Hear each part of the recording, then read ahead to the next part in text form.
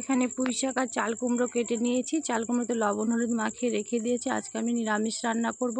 গরম তেলে কাঁচা লঙ্কা চিড়ে দিয়ে ওর মধ্যে চাল কুমড়োগুলো ভেজে নিয়ে তার মধ্যে পুঁই শাকটা ছেড়ে দিলাম।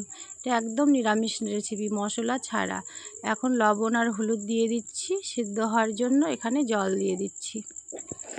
জল দিয়ে তরকারিটাকে ঢাকা দিয়ে দিলাম।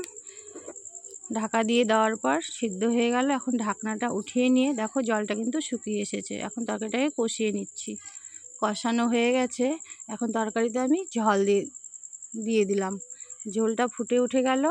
এখন তরকারিটাকে নামিয়ে নিচ্ছি। আমি কিন্তু এখানে কোনো ফোড়ন ব্যবহার করিনি, তাই নিরামিষ তরকারির জন্য এখানে 5 ফোড়ন, শুকনো লঙ্কা, তেজপাতা দিয়ে তরকারিটাকে এখানে ফোড়নে ঢেলে দিলাম। তরকারিটা ফোড়নে ঢেলে দেওয়া হয়ে গেলে দেখো কত সুন্দর ফুটে উঠেছে। টাটা বন্ধুরা, আজকে এই পর্যন্তই। কালকে আবার দেখা হবে।